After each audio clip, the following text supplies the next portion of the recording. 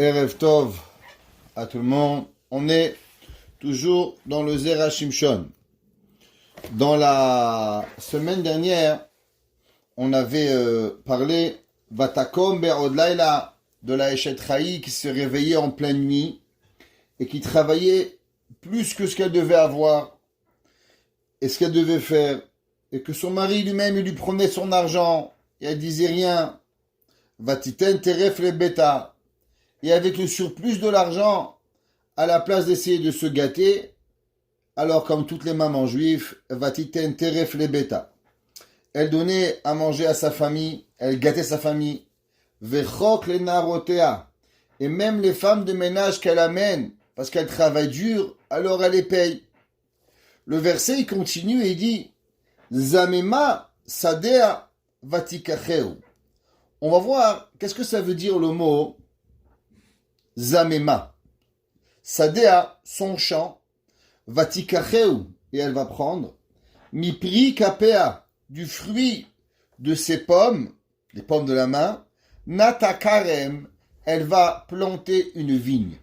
De quoi ce verset Shlomo HaMelech il parle? Dit le Zera Shimshon la chose suivante. Zamema sadea vatikacheu mipri kapea natakarem. Cette femme extraordinaire, cette Eshet Chaïl, qui travaille dur, elle travaille, elle amène à manger, elle paye ce qu'elle a à payer. Et Baruch Hashem, comme on a dit depuis le départ, elle a une bracha extraordinaire. Le peu d'argent qu'elle a, il se finit pas. Il est toujours avec elle. J'ai connu un jour une almana, une veuve. Elle a élevé des enfants, il lui est jamais rien manqué. Je lui ai demandé, madame, comment vous avez fait, toute seule, des enfants? Elle dit, écoute mon fils, que je vais te raconter. Je sais que tu vas me prendre pour une folle, mais je vais te raconter. Quand mon mari il est mort, j'avais des petits-enfants à la maison. Et je pleurais. Je dis, voilà, tu m'as abandonné, je suis toute seule. Comment je vais faire, moi, une femme tout seule? Dans mon rêve, mon mari il est venu, il m'a ouvert la main, il m'a mis une pièce. Et il m'a dit, t'inquiète pas, je te promets que tu vas rien manquer. Elle m'a dit, monsieur le rabbin, vous devez savoir, je sais pas comment, mais de ma vie, j'ai rien manqué. Mes enfants, ils ont eu à manger, ils ont eu à boire, je les ai aidés à ouvrir des magasins, je les ai élevés, je les ai à l'université, j'ai jamais rien manqué. Comment? Je sais pas. La bracha d'Akadosh Baruch Hu. La Eshet Chaïl, on a dit qu'elle ressemble à Issachar et Zevulun. Il y a des gens, avec un peu, ils font beaucoup. Et il y a des gens, avec beaucoup, ils font rien. La bracha d'Akadosh Baruch Hu, c'est quoi? C'est marqué dans les Sfarim, que dans Parashat Behar, que celui qui fait attention à la Shemitah, à l'année sabbatique, alors s'il va demander qu'est-ce que je vais manger, alors Akadosh Baruch Hu, il va lui donner une grande bracha. Et il va recevoir, en un an, il va recevoir de la récolte pour 3 ans. Chachamim, ils disent, mais et celle qui ne demande pas, la personne ne va pas recevoir. La Gemara dit qu'il y a 2 genres de brachot. Il y a une bracha, ceux qui ont beaucoup d'argent, mais c'est pas toujours une bracha. Pourquoi? Parce que marbe nechassim marbe da'aga. Ceux qui ont beaucoup d'argent, alors ils doivent avoir aussi beaucoup d'endroits pour entreposer. Ils doivent avoir beaucoup de soucis de comment régler leur argent. Mais la véritable bracha, la Gemara dit, c'est pas d'avoir beaucoup. La véritable bracha, c'est d'avoir la même somme d'argent que tu as. Mais cette somme d'argent, elle finit pas. Cette bracha, elle va avec toi. Il y a des gens, ils gagnent 10 000 euros par mois. Ils ont jamais de quoi aider un pauvre. Il y a des gens, ils gagnent 1000 euros, 50 euros, c'est pas important le chiffre. Et à Kadosh Baruch Hu, ils font qu'ils ont toujours tout. Ils ont pour eux, ils ont pour leur mari, ils ont pour leurs enfants, ils ont pour leurs petits-enfants, ils ont pour la bonne, ils ont pour tout ce qu'ils ont besoin. Jamais la bracha, elle s'arrête. On a dit que la Eshet Chaïl, elle a la bracha de qui? De Issachar et Zevulun. Qu'elle va venir prendre la bracha du Olam Haba. Et cette bracha-là, elle est infinie. La preuve, il dit le Zera Shimshon, cette femme-là, elle s'est réveillée au milieu de la nuit. Elle a travaillé. Elle a pris l'argent, elle a donné à son mari. Maintenant, on ne sait pas comment, il lui reste de l'argent. Elle donne à sa famille. Il lui reste de l'argent. elle paye la bonne. Il lui reste encore d'argent. Qu'est-ce qu'elle fait avec son argent? Si moi j'ai été cette femme-là, je dis, je t'abarque chez mon âge. J'ai aidé mon mari, j'ai aidé mes enfants, j'ai payé tout ce qu'il y a. Maintenant, je profite à moi. Maintenant, qu'est-ce qu'on fait avec le reste de l'argent? Cette Eshetraï-là, cette femme extraordinaire que Kadosh Baruch Hu il a bénie, elle a encore un surplus d'argent. Mais harevar sheose bishvil shodocheket atzma venoten libnei beta lemazon miruba ou lirbirkat habayit. Elle a une bracha extraordinaire. Elle a gagné un surplus d'argent. Elle a donné à son mari. Elle a à ses enfants. Elle a payé les bonnes. Elle a payé les écolages. Elle a payé les costumes. Elle a tout payé. Maintenant, qu'est-ce qui se passe avec le reste de l'argent? Il lui reste encore de l'argent. Est-ce qu'elle peut le garder? Ou bien elle doit le rendre encore à son mari? Katfua poski manal. Vous vous rappelez, on avait rapporté les opinions et que la halakha, cet argent, il appartient à la femme. Même si le mari va au Bédin et il demande à voir l'argent, le Bédin il va pas accepter. Le Bédin il va dire l'argent, elle appartient à madame. Et c'est madame qui décide qu'est-ce qu'elle a envie de faire cet argent. Mikol makom, yesh lo din nichse meog, ve'abal ochel perot. Alors on va expliquer, je ne sais pas si je vous ai expliqué la semaine dernière ou pas, qu'est-ce que ça s'appelle Nirse Melog? Alors, par exemple, il y a une femme. Son père, quand elle était jeune fille, avant le mariage, il lui a donné une maison. Il dit, voilà ma fille, je veux jamais qu'il te manque d'argent. Voilà une maison, je t'achète une maison à Miami. Je te donne une maison à New York, avec un revenu d'argent. À qui elle appartient la maison?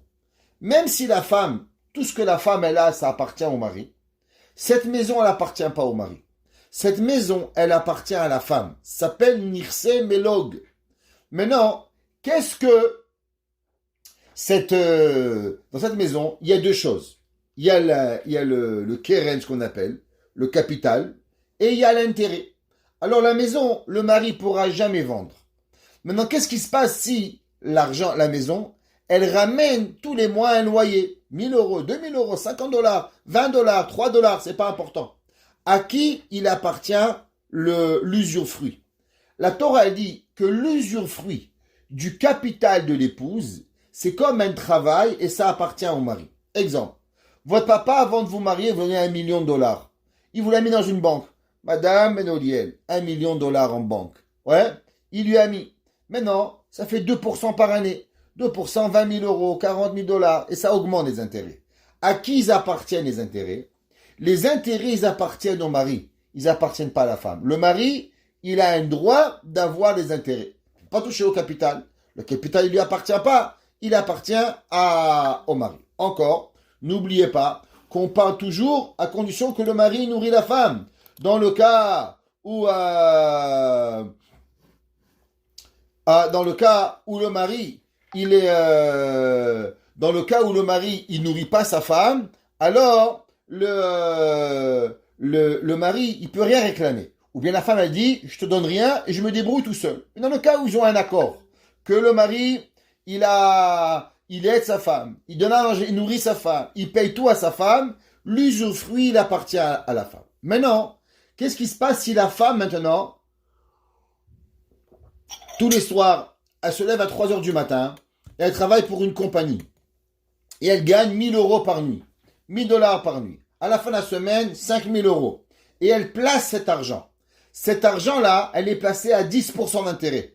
Alors à la fin, elle se retrouve avec 100, 200, 500 dollars. À qui elle appartient cet intérêt? Même que l'argent, le capital, il appartient à la femme, mais le mari pourrait réclamer l'intérêt ou bien l'usufruit que la femme elle va avoir. C'est ce qu'on appelle Nirse Melog. Donc non seulement l'argent qu'elle a eu avant son mariage, mais même l'argent qu'une femme, elle obtient de façon à travailler plus durant le mariage, même si le mari c'est un roufion, que le mari veut tout lui prendre, cet argent il ne veut pas lui prendre. Mais qu'est-ce qu'il peut lui prendre? Il peut lui prendre l'intérêt, il peut lui prendre l'usufruit qu'elle a eu, le surplus qu'elle a, ce qu'on appelle en hébreu les pérotes, les fruits qu'elle va avoir. ואם היא חושבת לקנות ממנו שדה, oui, oui, allô, Allô, qu'est-ce qui se passe? On n'entend plus? Oui, Rav, désolé. Est-ce que vous pouvez me donner Allô? Oui. Allô? Traduction de Nirse Mélode, ça c'est quoi? Allô? Oui, Je sais madame. pas. Ok, je vais vous envoyer un texte. Ok. Tous les halachot de Nirse Melog, ils sont dans le Shulchan Aruch. La traduction de Nirse Melog, ça veut dire les terrains ils sont rentrés avec la femme au moment du mariage. Ça, c'est la traduction Nirse Melog. Alors là, tout ça, tout ce qu'une femme, elle amène avant son mariage, ils appartiennent à la femme. Le mari n'a seulement l'intérêt, l'usufruit. והבעל אוכל פירות. maintenant, ואם היא חושבת לקנות ממנו שדה, בוודאי שתוכל לקח. maintenant, qu'est-ce qui se passe? Ouais, la femme, elle a envie d'augmenter son capital. Elle est une femme intelligente. Ouais, qu'est-ce qu'elle fait? Elle se dit, voilà, moi j'économise tous les jours, je gagne $1000 par soir. Maintenant, pourquoi je vais donner tout? Je veux, avec ce surplus d'argent, je veux m'acheter un terrain. Je veux acheter une maison. Donc, qu'est-ce qu'elle veut? Elle veut, avec cet argent en plus, acheter un terrain, acheter une maison, acheter une vigne. Et avec ça, elle va avoir plus d'argent. Et elle va faire augmenter le capital. Et de façon à ce qu'après, elle va avoir plus. Il dit le Zera Shimshon. Si maintenant cette femme-là, elle a envie d'acheter un terrain, mais elle peut acheter qu'est-ce qu'elle a envie. Elle ne doit pas demander la permission à son mari. Est-ce que tu penses j'ai le droit? T'as rien à demander. C'est ton argent. Madame, elle a le droit avec, c'est son argent. Donc puisque personne ne peut lui réclamer l'argent, même le roufion du mari, il peut pas alpi bedin, la Torah te dit, Zamema sadea vatikacheu. Elle a le droit de prendre le terrain. D'Achi Amrina Mepere de Ketubot. Comme ça, la Gemara, Behemet, elle a écrit dans Ketubot. Que veut dire le mot Zamema? Dit le Zera Shimshon. Zamema vient de le langage acheté sans l'accord du mari. Zamema Sadeh. Que son mari, lui, il aurait voulu prendre l'argent et aller s'acheter je sais pas quoi. Non, la femme, Zamema Sadeh, elle a le droit d'acheter un terrain contre la volonté du mari. Ouais, pourquoi? Par exemple, qu'est-ce qui se passe si le mari dit non? Pourquoi tu vas acheter un terrain? Achète une maison. On va aller en Israël acheter une maison. Elle dit, moi je ne vais pas acheter en Israël une maison. Moi je vais acheter un terrain, je vais acheter une vigne, je vais acheter un olivier, je vais faire fructifier mon argent. Elle a le droit. Vatikacheu. À qui elle est la halacha? La halacha, elle est comme la femme. C'est quoi vatikacheu? Vatikacheu, ça veut dire que la femme, contre la volonté du mari, vatikacheu, elle a le droit d'acheter ce qui lui plaira avec ça. Shehem lokrim vekonim sadeh. Et si elle va au bedin, le bedin ne pourra pas enlever la volonté de la femme d'acheter ce qu'elle a envie. Comme c'est marqué Behemet dans la Gemara dans Masechet Ketubot. La Gemara dans Masechet Ketubot, page 79, côté 1. La Gemara dit Pshita, Ara ou Bate Ara.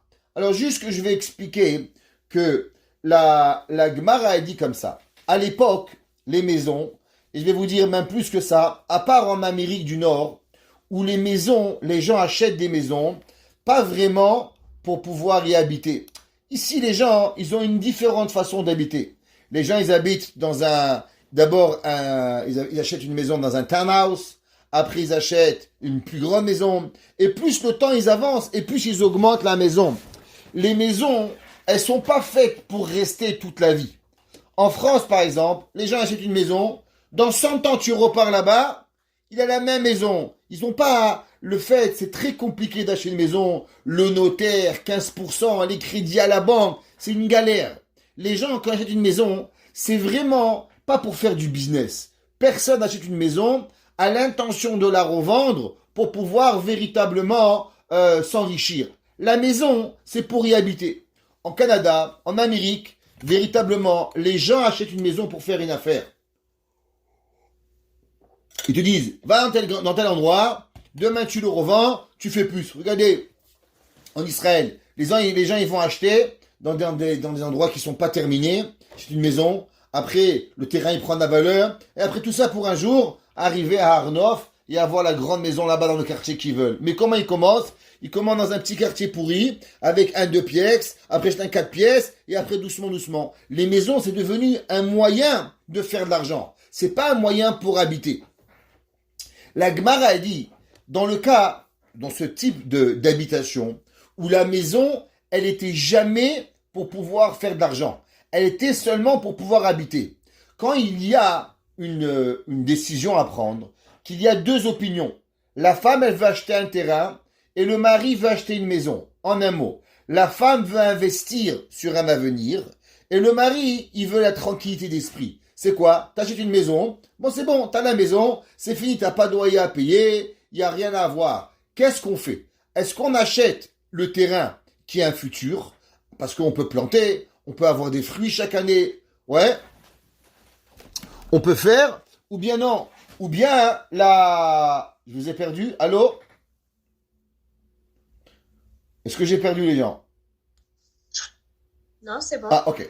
Ou bien le terrain qui est l'avenir. La Gemara dit comme ça. Ara ou bate ara. La Gemara dit quand il y a une discussion entre un mari et sa femme, est-ce qu'on achète un terrain pour investissement ou on achète une stabilité? On écoute ara. On achète le terrain. Din pashut. She'im yesh masa ou matan ben azdadin. אם לקנות קרקע לזרוע אותה וליהנות מהפירות, ou אם לקנות בית ולהנות מהשכרה. Est-ce qu'on va acheter une maison pour pouvoir avancer dans les fruits, ou bien avoir une maison? Nifsa kadin, la halakha elle est faite, shelo meshane eze tzad rotze liknot sadeh. C'est pas important, le mari ou la femme, l'un ou l'autre, qui c'est qui veut, ouais, le din il est Hadin ito shekodin sadeh. La Gemara a dit que même si le mari ou la femme, l'essentiel c'est la volonté. On va avec le plus grand apport qui va nous apporter. Donc vu que la femme ici, elle veut acheter un terrain, alors la halakha, elle va être comme la femme. Qui baït sofo le hares. La Gemara a dit pourquoi. Et la halakha, elle est, même si une maison, elle peut apporter un locataire, la Gemara a dit que dans une maison, il y a quelque chose qui est périssable. T'achètes une maison, il y a des rénovations, les fenêtres, le toit, il y a énormément de périssabilité dans une maison.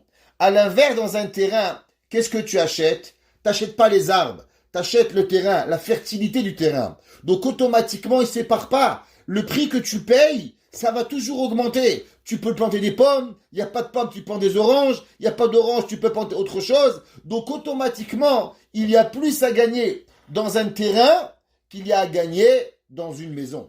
La Gemara dit Zamema, Sadeh Vatikacheu. La femme, elle a le droit de choisir, avec le surplus, d'acheter ce qu'elle veut. Pourquoi? À cause que elle va gagner et sa volonté, elle est plus. V'im kvar yesh le ba'ala kerem. Maintenant, qu'est-ce qui se passe si le mari dit, mais regarde, on a déjà maintenant une vigne. On a déjà une vigne. Maintenant, on va acheter une maison. Chez Tsarir Otsa'a Meroubé, les amers, qu'est-ce qu'il dit? Il dit, voilà, tu sais, avoir une vigne, ça prend de l'argent pour pouvoir récolter le vin. Ça prend de l'argent pour pouvoir faire fructifier la vigne. Ça demande beaucoup d'argent. Alors le mari, il demande à la femme de lui donner son argent de façon à faire augmenter la vigne et le prix pour pouvoir être en meilleure position. Et madame, elle veut acheter par exemple un autre terrain. Elle veut acheter une autre maison. Alors on a un bien. Et le bien, il est maintenant en péril. Ou bien, il coûte très cher à la famille. Avec qui on va aller? Est-ce qu'on va lui dire à la madame, tu veux acheter un terrain, alors renforce l'argent, le bien que tu as, investis dans la compagnie que tu as, ou bien je dis non, tu sais quoi, tu achètes autre chose, le maquis se débrouiller. Alors, le Zera Shimshon, il dit, Ho'il shieshbo revar gadol. Dans une vigne, il peut y avoir d'énormes biens. Ukemo shekatvu atosfot beketubot, comme ce qu'ils ont écrit les Tosfot dans Ketubot, mipri kapea nat akarem, docheket atzma venoteret hakerem, vetorahat leovda uleshemra, milevad chiyuv maaseh adea, shekvar היא מחויבת לעשות להביא אושר לבעלה. Il dit, pourquoi le Zerachim Shon c'est écrit dans le pasuk, Zamema sade vatikacheu, mipri kapea nata karem. De ses mains, elle a planté la vigne. Il dit ici le Zerachim Shon un chidouche incroyable, que s'ils ont déjà un terrain, si déjà ils ont quelque chose qui peut augmenter la valeur, alors la femme, à la place d'acheter une maison, elle a l'obligation d'augmenter la valeur et le patrimoine familial pour pouvoir que la famille ensemble, elle va profiter. Ça veut dire, Zamema sade vatikacheu. Si le mari veut acheter une maison, on n'écoute pas le mari. Qu'est-ce qu'on écoute? La femme. Zamema sade. La femme, elle a raison. Maintenant, si déjà ils ont une vigne, et maintenant il manque de l'argent pour faire fructifier le bien, alors mipri kapea natakarem, des fruits de ses mains, natakarem, elle a planté la vigne. Pourquoi tu as parlé de vigne? À cause que c'est la seule exception que la femme, on l'obligera à donner l'argent dans le patrimoine familial, du fait que maintenant, elle doit aider son mari à pouvoir soutenir le patrimoine qui est déjà existant. Même que c'est difficile, même que c'est pas facile, quand même, Tosfot, il dit que mipri kapea. Un mari, il peut demander à sa femme de travailler avec lui dans ce qui est déjà existant pour faire fructifier le bien que le mari, il a augmenté. Inami. Deuxième explication. Qu'est-ce que ça veut dire? Dechiam rinan hatam bektubot. Ilane vegufane ilane. C'est marqué dans la femme. Qu'est-ce qui se passe? Alors, on va établir ici un petit peu une règle avant qu'on va continuer. Et on va lire ce passage ici qui est, je ne sais pas si vous le voyez, ouais, qui est là. Alors, plus ou moins, c'est ce qu'on a expliqué, mais on va le lire dans les mots. Nakdim me'ad kedei lehavin divrei Rabbeinu. Hevenu le'el she'im nish'ar kesef la'isha, mimash darka atzma ha'kesef hazeh nichsam elok. On a expliqué que la femme qui lui reste de l'argent dans ce qu'elle a travaillé, l'argent il s'appelle nichsam elok. Vehadin ou shibiksafim elu konim nechasim menivim shimevim revach. La femme, à la place de stabiliser ce qu'on a déjà, à part la vigne, mais elle a le droit d'augmenter le patrimoine familial en achetant un terrain. Car, shakeren shenechassim yeshayar shayach laisha. Pourquoi? Parce que la femme, elle n'a pas envie que son terrain, il va disparaître. Son mari elle va donner 1000 euros, 10 000 euros, elle va tout perdre. Et qu'est-ce qui va arriver? Elle va rien avoir. Alors elle veut qu'au moins le capital, si un jour le mari il a divorce, son argent il n'est pas perdu. Le capital, elle reste à la femme. Demain le mari lui dit bye bye Charlie. Si elle n'a pas acheté un capital, elle va se retrouver avec une main devant, une main derrière.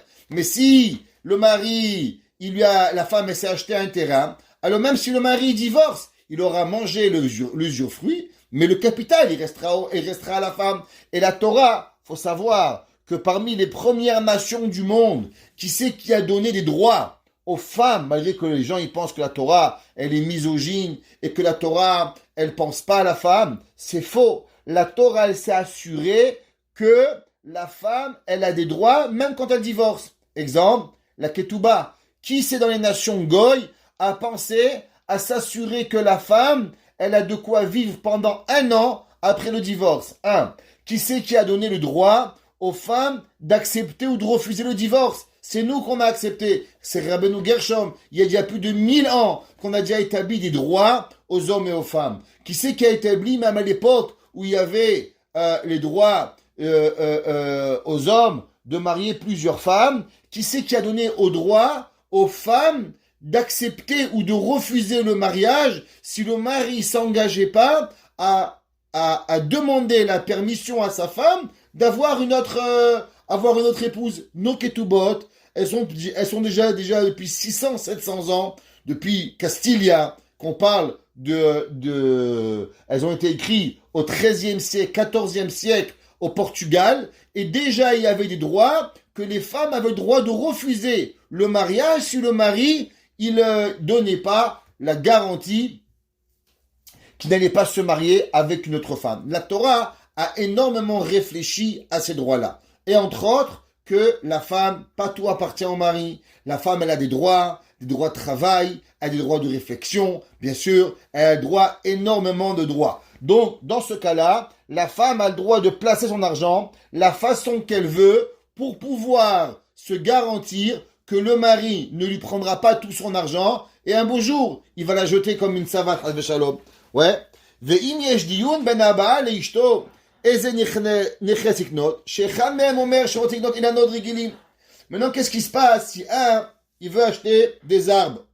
Ve'zuato rotze iknot kerem she'ot gefen. Maintenant, qu'est-ce qui se passe? On a parlé d'une maison et d'un terrain. La maison, le terrain, les terrains. Pourquoi? La maison, il y a une dépréciation sur les maisons. Sur les terrains, ça a une augmentation des prix au temps de la Gemara. Maintenant, qu'est-ce qui se passe s'il y a deux champs à acheter? Il y a des vignes et des orangers. Des vignes et des troguiers. Je sais pas moi. Quel autre arbre il peut avoir pour pouvoir? Qui c'est qui va choisir? Dans le couple, il y a de l'argent. Et maintenant, chacun des deux a une différente façon. Imaginez-vous, la femme, elle a avec elle apporté $1 million, qui sont nirsem elog. Le mari n'a pas le droit de toucher à cet argent. Mais le mari peut décider de les placer, cet argent. La femme, elle veut aussi les placer. La femme, elle a travaillé, et maintenant, elle a gagné $100 000, 200 000, $1 million. C'est pas important. Qu'est-ce qui arrive avec cet argent? Qu'est-ce qu'on achète? Des orangers, des pamplemoussiers, ou on va acheter des kéramines, des vignes? Qui c'est qui va avoir raison? Le mari ou la femme? C'est pas important. Qui c'est qui décide quoi? Ve'achilouk ben ilanot regilim legefen.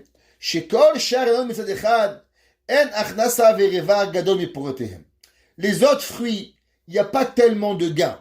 Pourquoi? Parce que le raisin, vous avez du vin, vous avez du vinaigre, vous avez du petit vin. Dans le vin, il n'y a rien qui se perd. Sachez, ceux qui ont fait déjà du vin, ils peuvent savoir que dans le vin, on garde tout. On fait du sucre avec du vin. On fait même avec les épluchures de raisin. Après qu'on a écrasé, on remet de l'eau et on refait du vin et on refait du vinaigre. Principalement, le gain, il est beaucoup plus grand dans le vin que dans les oranges ou dans les pommes. Prenez un litre de vin. Combien ça coûtera un litre de vin? Un de vin, minimum $20. Un jus d'orange, allez, le top jus d'orange, Tropicana, $5. 99, c'est pas comparable les rentrées de vin du vignoble avec les rentrées des orangers. Mitzad Sheni. De l'autre côté, qu'est-ce qu'il y a? Les orangers, vous arrosez un petit peu, vous plantez, c'est fini, il n'y a rien à faire. Les vignes, attention, il faut couper les herbes, il faut qu'elles soient droites, il faut bien faire attention à eux,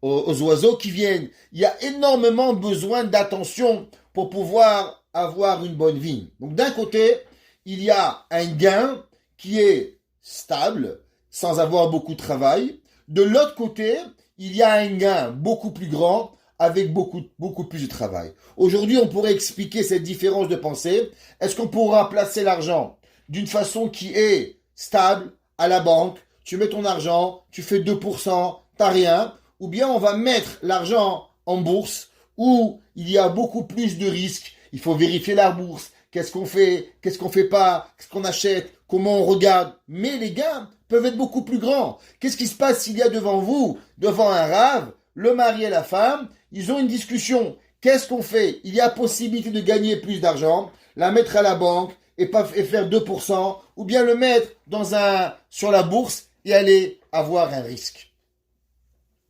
מצד אחד, יש רבע גדול מפירות הגפן, לעומת זאת, Yesh otsaot atsumot v'ticha kashet apel bagefen. Alors, dans les vignes, il y a beaucoup de travail, beaucoup de dépenses, mais un gain beaucoup plus grand. Qu'est-ce qui fait la halakha?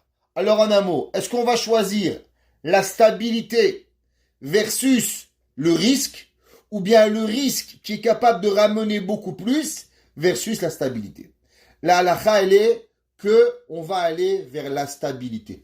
La personne, elle peut dire, moi, regarde, j'ai $1 million, j'ai besoin d'un train de vie, allez, $10 000, $20 000 par mois, c'est pas important, on va le placer à la banque, on va avoir 2% par mois, ouais, garantie que la banque, elle vous donne 2% par mois, tu vas avoir $20 000 par mois, tu es tranquille. C'est vrai, tu vas aller à la bourse, tu peux avoir du 30%, mais tu peux tout perdre. Il faut toujours être nerveux. Qu'est-ce qu'on choisit? La halakha, c'est que celui qui veut le placement le plus stable, c'est comme ça que la halakha, elle va être. La halakha, si la femme, elle veut le petit placement, ou le mari, c'est pas important, comme qui elle va aller la halakha? La halakha, elle va être d'après la personne qui va choisir le placement stable. En un mot, il a nous pérote, les oranges ou les kéramim ou les vignes, la halakha, elle est comme les arbres. Même que les vignes, elles peuvent gagner beaucoup plus d'argent. On aurait pu penser que on aurait pu penser comme quoi la halakha devrait être comme si qu'elle va faire comme les vignes. Ouais. Ach midar gisa shekoat hagefen b'mechir shegefen yesh sikouy sheyafsid ki hagefen mikalkel maher. Mais les risques sont beaucoup plus grands. Donc on a un gain plus grand et on a un gain plus grand, mais on a aussi un travail plus grand. Qu'est-ce qu'elle fait la halakha? Nous dit la halakha. Il a neve goufane. Si quelqu'un il a un doute, il y a un débat dans la maison où on place l'argent avec les arbres, les oranges ou les geffen, les vignes. La halakha, elle est ilanée. Elle va aller avec les arbres, la stabilité. She'u me'akev beyadam shelo liknot hakerem. Maintenant, qu'est-ce qui se passe si la femme, elle veut la vigne? Elle dit, c'est mon argent. Ouais. Et moi, j'ai envie de acheter une vigne. Le mari peut dire, non, madame. Tu peux et tu vas acheter des orangers. Ouais. Pourquoi? À cause que le risque, il est trop grand. Et j'ai pas envie que tu risques l'argent que tu vas avoir. Dit la Gemara, le Zera Shimshon, Hanimile, lehotzi hamaot bagefanim, shekerovim mitkalkel, velo nishar baem lo lekeven velo lerevach. À cause que une petite maladie dans les vignes, et tu vas tout perdre. Tu peux perdre même le capital, et tu vas perdre tous tes biens.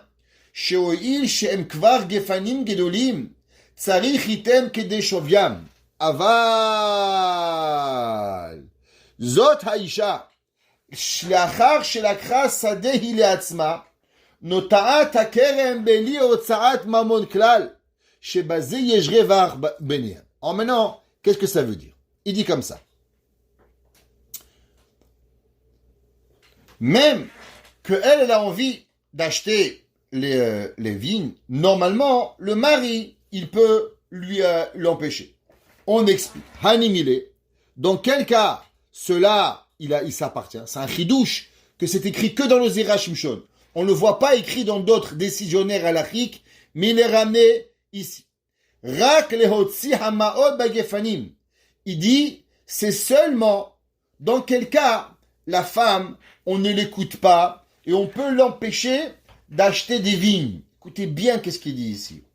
Il dit, c'est seulement quand, par exemple, les vignes, elles sont déjà à maturité. Alors, les vignes, quand elles sont grandes, elles sont très fragiles maintenant, et c'est là qu'il y a énormément de travail. Ouais. Velo nishar baem, et tu peux tout perdre facilement à avoir. Aval, zot haisha. Leachar shelakcha sadehi leatzma. Ouais. Maintenant, cette femme, qu'est-ce qu'elle a fait? c'est marqué dans le pasuk. Zamema sade vatikachea. Qu'est-ce qu'elle a fait celle-là? Son mari voulait acheter une maison. Elle a dit, je veux acheter un terrain. La halakha, elle est comme qui? La halakha, elle est comme la femme. Parce que maison ou terrain, la halakha, elle est comme celui qui dit le terrain. Dit le Zera Shimshon, mais moi j'ai une question. Pourquoi la Torah, dans la suite du pasuk, elle nous dit Mipri kapea natakarem. Le début du verset, il parle de champ, et après le verset, il parle de vigne.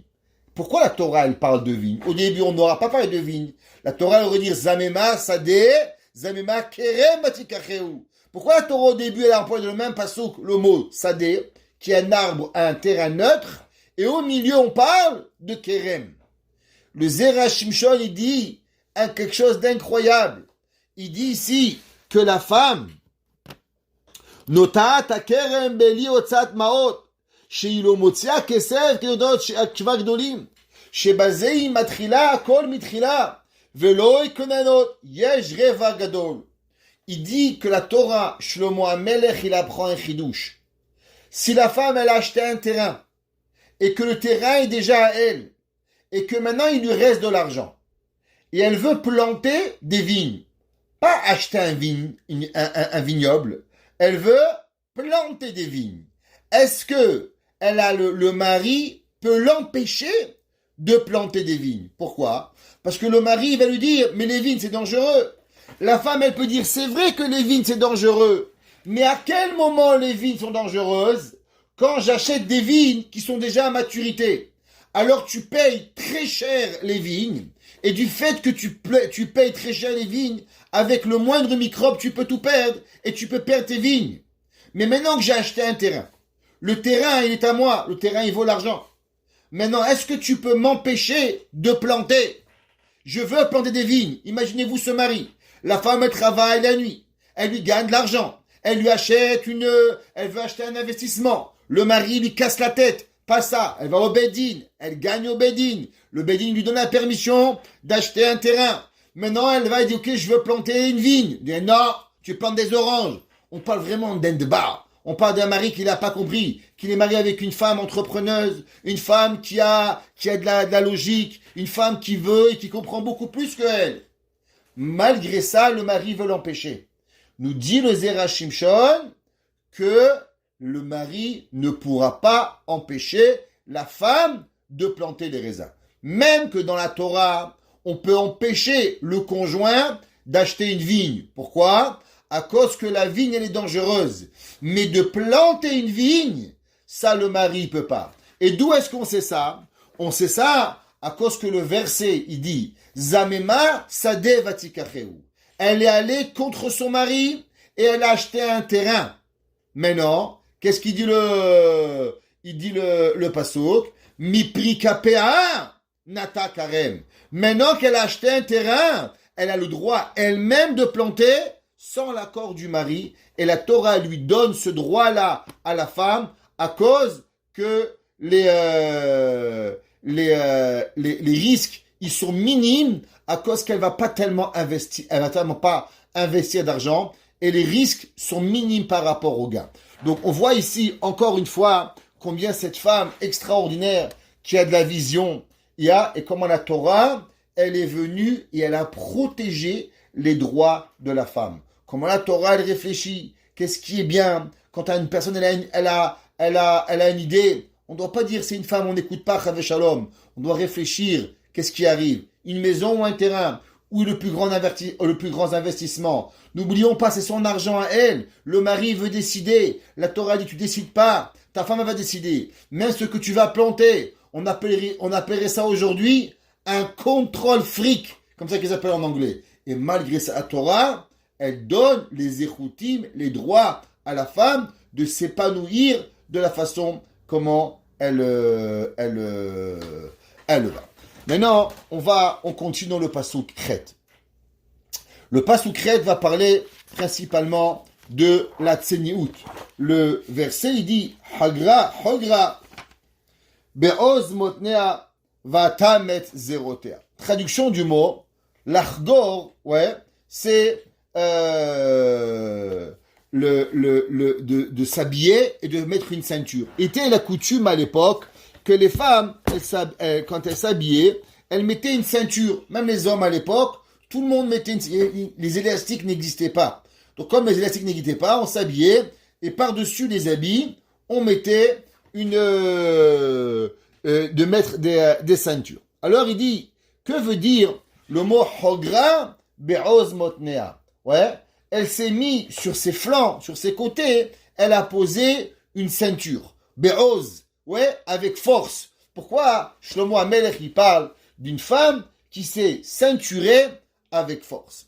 Il dit les Zera Shimshon, elle se met cette ceinture. Les filles, chez Ata. De quoi on parle?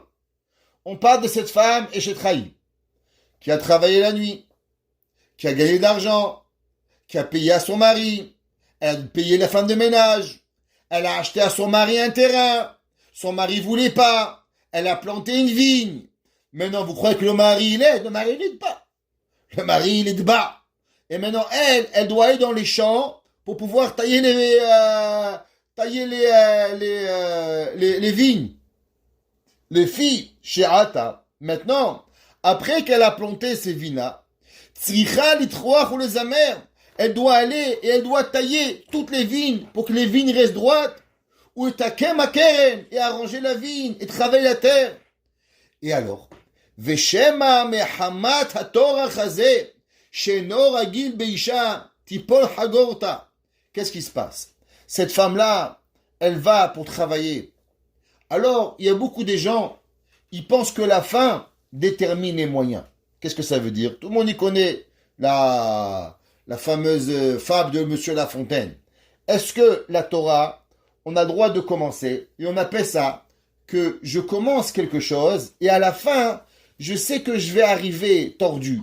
Mais du fait que je commence bien, alors automatiquement j'ai le droit de me laisser aller. Ça fait partie de la nature de la vie, de pouvoir y arriver. Ou bien non. La femme, Eshet Chayil, la personne, c'est pas parce que tu fais du chesed maintenant que tu as le droit d'y arriver. Exemple, il y a des gens, ils pensent, parce qu'ils vont faire du chesed, alors du fait qu'ils vont faire du chesed, ils peuvent pas s'occuper de leurs enfants, ils peuvent ne pas s'occuper de leurs femmes, mais après tout, j'ai fait du chesed. Moi, c'est pas mon problème. Tu peux pas, parce que maintenant tu fais quelque chose de bien, que tu vas le droit de permettre de quelque chose. Cette femme, j'ai trahi, elle a travaillé la nuit, elle a travaillé, elle a payé, elle a gagné. Maintenant, dans les champs, c'est fatigant. Du fait que dans les champs, c'est fatigant, est-ce que maintenant, ça va lui donner le droit de se laisser aller dans la tseniout en disant, bah, c'est pas grave, c'est la faute à mon mari. Parce que mon mari, s'il était un gentil mari, alors il m'aurait fait que je paye pas la bonne, alors il aurait fait que je travaille pas la nuit, alors il aurait fait que j'achète pas ci, alors patati et patata. Ah, alors maintenant que je suis fatigué, que je ressemble à une femme de ménage, c'est la faute à mon mari. Ah, maintenant que je suis pas tsniout, c'est sa faute. Ça, c'est les excuses. Quand dans la vie, on veut trouver des excuses, de la raison pourquoi tu es pas tsniout, on peut tout trouver. Mais dans la vie, quand on veut pas trouver des excuses, on ne trouvera pas. Je vous ai déjà raconté l'histoire. En tout cas, moi, ça m'a marqué terriblement. Il y avait un jour le rabbi de Tzanz. Le rabbi de Tzanz, il sortait de Auschwitz. Et en sortant de Auschwitz, quand ils ont libéré les camps, le rabbi de Tzanz, il a vu deux jeunes filles qui étaient derrière un arbre et qui marchaient pas.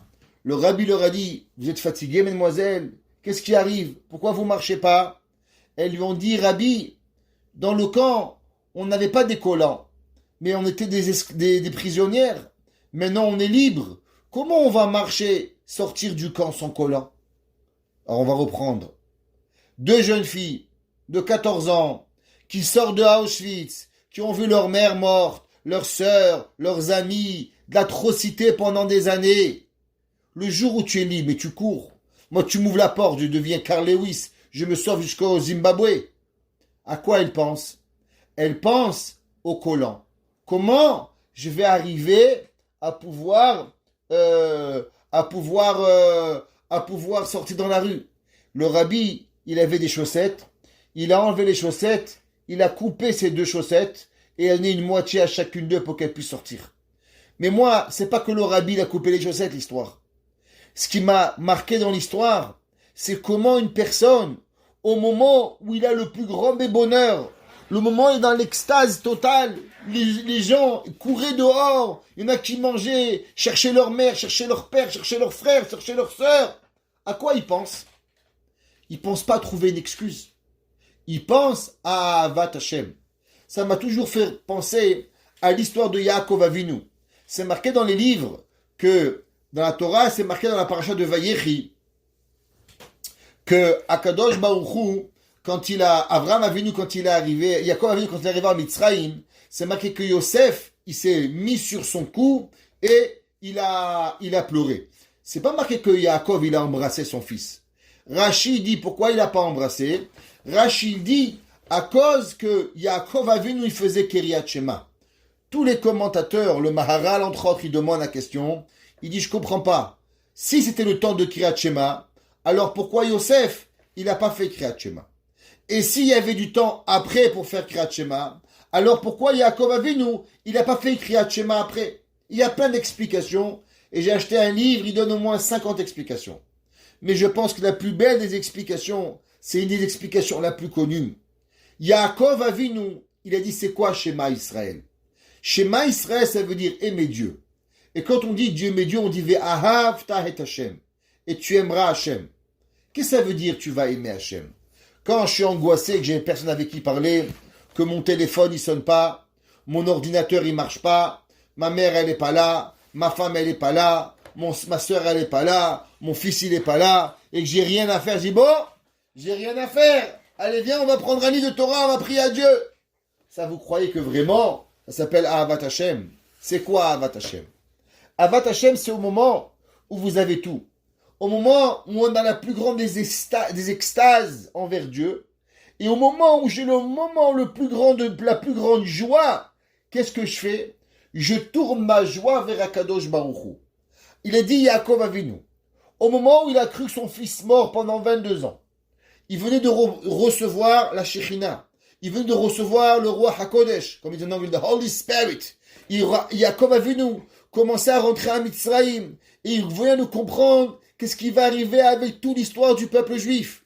Il voit Yosef Hatzadik, il le voit arriver, et il comprend que maintenant, il y a une garantie que le peuple juif, il va sortir d'Égypte. Il voit Yosef Hatzadik qui était un navi, un prophète, 22 ans, sa figure est rayonnée comme un soleil. Et il dit Hachem, je veux te faire montrer combien je t'aime. Tu sais qu'est-ce que je vais faire? Au moment où je vais embrasser mon fils, à la place d'embrasser mon fils, qu'est-ce que je vais faire? Je vais embrasser ma main. Shema Israël Hashem Elokeinu Hashem Echad. Je vais embrasser Akadosh Baruch Hu. Je vais donner mon amour à Dieu. Ça veut dire que des excuses, si Yaakov il avait embrassé son fils, on aurait dit c'est normal, c'est un papa. Yaakov, il n'a pas trouvé des excuses. Yaakov, il cherche la perfection. Ces 2 jeunes filles-là, c'est normal qu'elles sortent en courant. C'est 100% normal. Mais comment on peut penser à des collants quand on sort de Auschwitz? La simple et unique raison, c'est que pendant tous les temps qu'ils étaient à Auschwitz, il n'y avait qu'une seule chose dans leur cœur. Le moment où ils pouvaient remercier Hakadosh Baruch Hu. Tout le monde connaît cette histoire extraordinaire du tzaddik de Yerushalayim, le Rav Levin. Il y avait un jour, le Rav Levin, en face de sa synagogue, un gars, il se mettait tous les Shabbats et il fumait.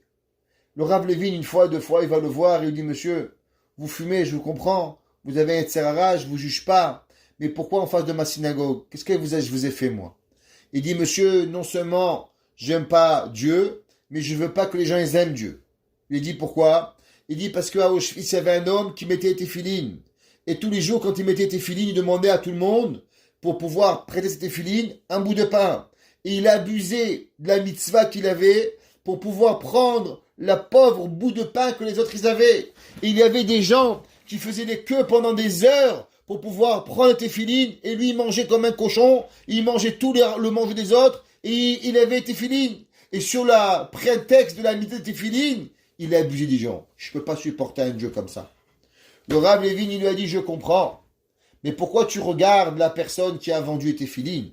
Pourquoi tu ne regardes pas les milliers de personnes qui ont partagé leur pas pour pouvoir mettre une fois les téfilines?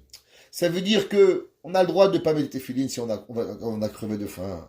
Et on n'a pas le droit d'abuser des gens. Ça, c'est pas ça le but. Mais le but, il est comment une personne, elle peut rester connectée à cause que elle avance véritablement vers l'amour de Akadosh Baruch Hu, son amour entier. Il dit le Zera Shimshon. Qu'est-ce que ça veut dire? Qu'est-ce que ça veut dire? Chagrogra be'oz motnea. Il y a une personne, elle a tellement fait. Et elle donne, et elle donne, et elle donne, et elle fait, elle fait, elle fait, elle fait. Et elle va travailler, elle va être éclatée. Est-ce que parce que tu travailles, parce que tu fais du chesed, parce que tu es marié avec un tyran, tu es marié avec un débile mental qui veut te prendre ton argent et t'amène au bédine, on décide la maison et on décide le terrain et après tu veux planter. C'est même pas son argent, mais tais-toi, dis merci, Ribono Shel Olam. Il est là. Tu crois qu'il t'aide dans le champ? Rien, wallo, makanch. Il est là-bas, il te regarde travailler, il fume la cigarette, il te demande rien. Et en plus, il te critique. Si tu crois que ta perruque, elle serait bougée, tu crois que tes habits, ils vont tomber de tsniout. Qu'est-ce que tu aurais dit? Bah, qu'est-ce que tu veux? Maktoub, hein? Avec le mari que j'ai, c'est normal que je me laisse un petit peu aller. Ça, c'est les gens normaux. L'aïch et Traïl, la bonne personne, elle réfléchit pas comme ça. La bonne personne, elle dit, moi, je regarde pas la fin. Moi, je regarde pas le moyen. Moi, je regarde le détail. Est-ce que, à la fin de tout, si je vais rater une mitzvah, si je vais rater un détail de ma mitzvah, alors ça vaut pas la peine. Rien ne vaut la peine pour que je rate un peu de tsniout, pour que je rate un peu de kashrut, pour que je rate quelque chose, rien y vaut la peine.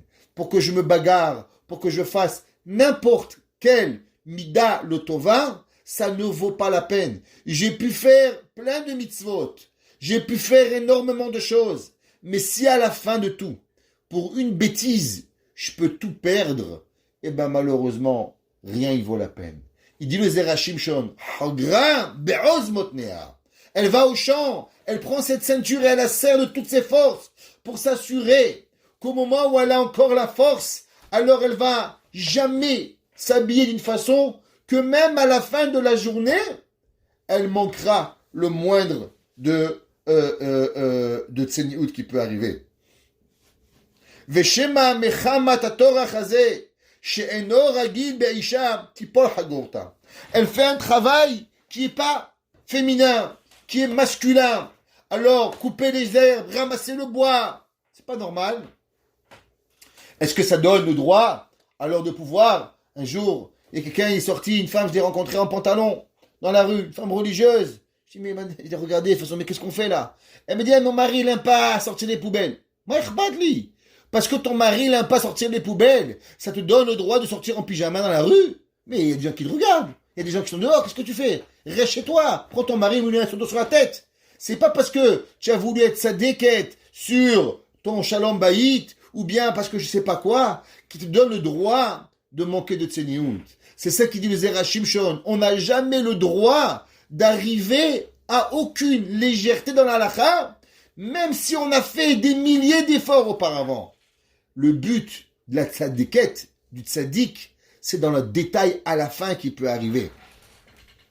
Veiplu malbouchea, vetigale arbata, otagbia zerotea.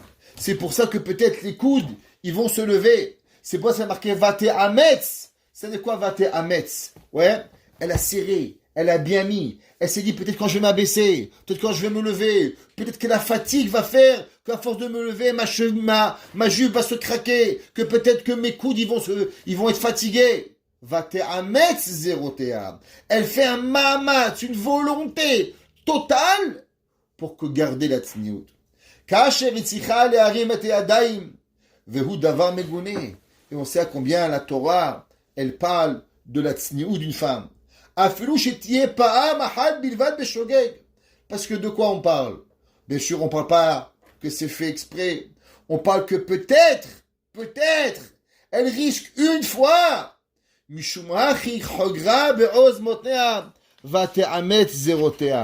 c'est pour ça que cette femme-là, elle fait tout ce qui peut lui arriver, de façon à contrôler que chas v'shalom, il ne lui arrive jamais rien où elle puisse malheureusement manquer le moindre possible de tseniut qui puisse lui arriver.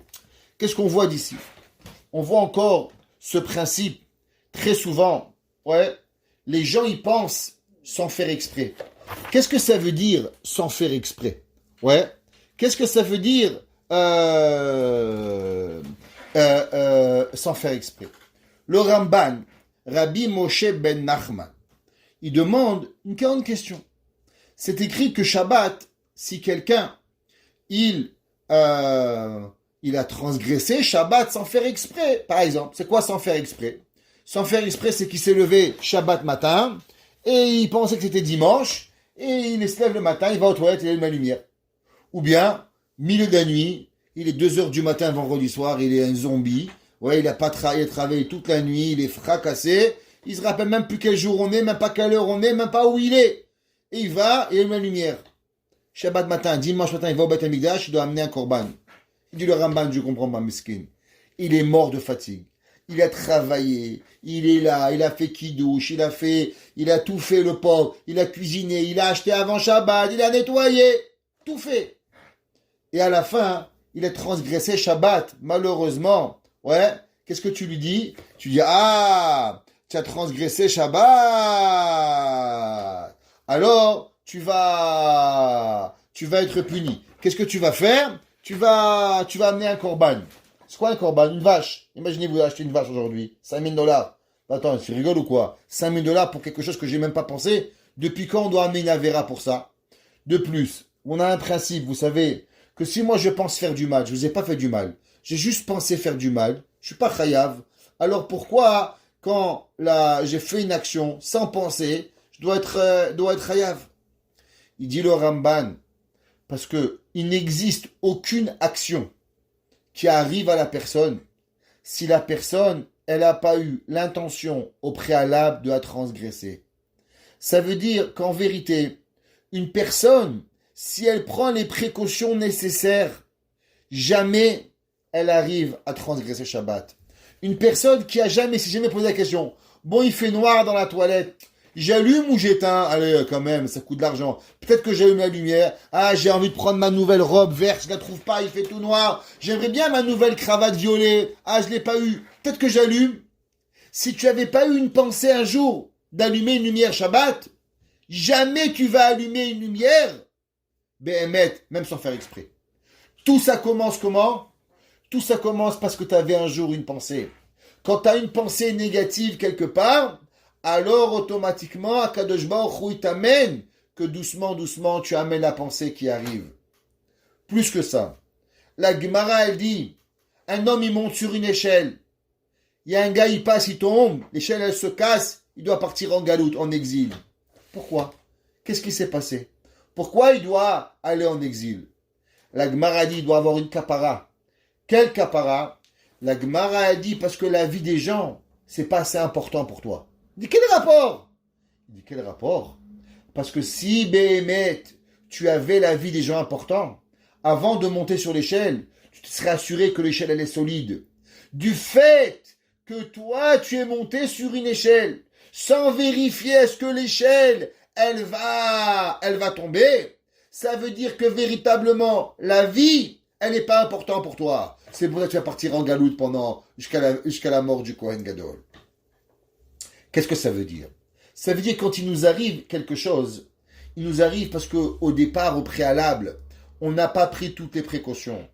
La Eshetraïl, elle te dit, qu'est-ce que ça veut dire? La vérité, c'est qu'après 10 heures de travail, c'est normal qu'on est fatigué. Mais en vérité, si on comprenait l'importance des mitzvot de Akadosh Baruch Hu, dans ce cas-ci, c'est la tsniout pour une femme. La Torah, elle te dit, c'est normal que tu vas être fatigué. Mais si le manque de tsniout, il était pour toi comme du poison, il était pour toi comme il y a un danger public qui va arriver que tu peux mourir, quelle précaution tu aurais fait? Tu montes dans l'avion, tu regardes si en bas il y a la ceinture, si en bas il y a la bouée de sauvetage. Tu prends toutes les précautions possibles. Pourquoi? Parce que tu veux pas mourir. Et c'est normal que tu veux pas mourir. Tu vas à Covid, tu fermes la bouche, tu prends, tu te laves les mains, tu fais tout ce qui est possible pour pouvoir y arriver. Alors pourquoi, véritablement, quand il t'arrive dans une situation, tu as été capable de te trouver dans une situation où il y avait un manque de tsniout? Elle dit le Zerachim chose, qu'est-ce qu'il dit Shlomo Amelech? Il dit Hogra be'oz motnea. Quand est-ce que ça commence qu'on s'assure de ne pas manquer de tsniout? Pas quand tu es fatigué, pas quand tu es épuisé, pas quand tu auras toutes tes excuses de manquer de tsniout. Non. Quand tu es en pleine forme, quand tu as toutes tes raisons sur ta tête, tu te réfléchis. Qu'est-ce qui va arriver dans 2 heures? Qu'est-ce qui va arriver dans 3 heures? Qu'est-ce qui va arriver demain? Qu'est-ce qui va arriver dans 10 ans? Ça, c'est la Eshet Chayil. Hogra be'oz motnea, vatam metzerotea. Le but au moment où on est fatigué, c'est normal qu'on craque. Parce qu'on est tous des humains. Et chas v'shalom de juger la personne. Mais nous, on doit faire attention à se projeter dans l'avenir et se dire, qu'est-ce qui va se passer? Qu'est-ce qui va se passer dans 1 mois? Qu'est-ce qui va se passer dans 3 mois? Qu'est-ce qui va se passer? Est-ce que je vais être capable de tenir ou de ne pas tenir? La Eshet Chayil, elle, qu'est-ce qu'elle fait? Elle va s'assurer, depuis le départ, de quoi? De donner et de faire Hogra be'oz motnea, de prendre toutes les précautions pour que jamais, chas v'shalom, il peut arriver qu'elle va devenir et se mettre dans une situation qui est contre la halakha. Et on dit qu'une des raisons pourquoi Yosef Hatzadik, malgré qu'il a surmonté l'épreuve de Potiphar, mais malheureusement, il va être puni. Il va redescendre en Gilgoul et il va devoir donner din v'heshbon. Pourquoi? Parce qu'il est allé dans la maison de Madame Potiphar, en sachant que Madame Potiphar était tout seul. Même qu'il a eu la force extraordinaire de pouvoir tenir. Mais qui a permis à l'homme de se mettre dans une telle situation qui est telle qu'elle, de pouvoir véritablement avoir un danger?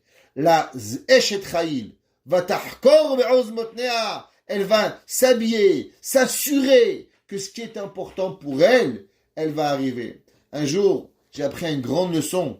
J'ai été avec un rave, j'étais jeune et on a voyagé. Moi, j'ai voyagé, j'ai pris du pain. J'ai pas réfléchi. Comment va-t-il être? Ben bon, on trouvera un verre. Comment on va trouver un verre? De où? J'ai vu le rave. Il avait dans son sac un petit Kelly. Il avait une bouteille d'eau pour faire des tilettes daïm correctement, une serviette. Ishtabar chez Molahad. Et là, j'ai compris.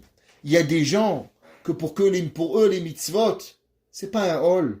Alors on porte un peu plus, on porte un verre en fer, on porte une serviette dans un sachet, on porte un peu de sel parce qu'on est un juif. Quand on mange un peu de pain, alors il faut un peu de sel pour une bracha. Vatargor be'oz motnea. On se dit pas demain je vais trouver du sel, demain je vais trouver un keli, demain je vais trouver pour pouvoir y arriver. Ça n'existe pas. Et je terminerai avec un jour. J'étais directeur d'école à Yavne et il y avait un rave. J'étais chez moi le rave frankfurter. On a sorti les élèves et on les a amenés. Et à un moment, Rav Frankfurter, il avait amené avec lui du pain. Il avait mangé, il voulait manger son pain. Alors il était parti, il voulait un verre, enfin des tilates.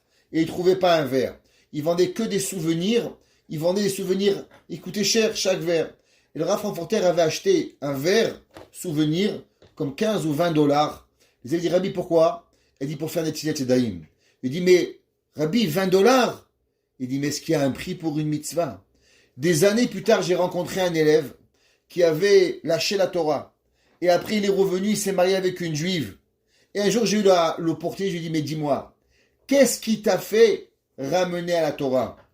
Il m'a dit, ce qui m'a fait ramener à la Torah, c'est cette histoire du Rav Frankfurter, qui avait acheté un verre de souvenir de 20 dollars juste pour faire une mitzvah.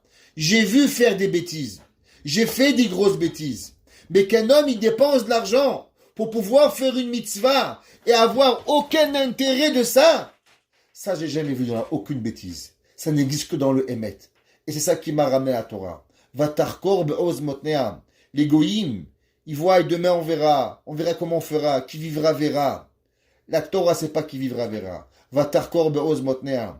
Aujourd'hui, j'ai une obligation. Aujourd'hui, je dois réfléchir comment faire. Aujourd'hui, je m'assure que tout ce que je peux faire pour m'assurer que demain, il ne me manque sans rien, sans avoir aucune possibilité que Chazvé Shalom d'arriver. La Gemara dit même que quand on passe, si on a deux chemins où à passer, où il y a des choses qui peuvent pas cacher, des choses qui sont plus cachères, la personne qui passe quelque part qui est pas cachère, alors Chazvé Shalom c'est très grave. Faut même faire un détour pour ne pas y arriver. Même qu'on peut fermer les yeux, parce qu'on n'est pas sûr de pouvoir arriver à la dernière seconde et fermer les yeux qu'on doit arriver. On doit prendre toutes nos précautions dans tout ce qui est possible de pouvoir y arriver, à ce que jamais, Chazvé Shalom, on se trouve dans une situation où on risque de transgresser même une halakha beshogeg, même qu'on ne veut pas, même par inadvertance. Et ça, d'où on l'apprend? De la Eshet Chayil. Hogra be'oz motnea vatamet zerotea, qu'elle a pris toutes les précautions pour garder ce qui est important pour elle, qui est la tzniut aux yeux de Hakadosh Baruch.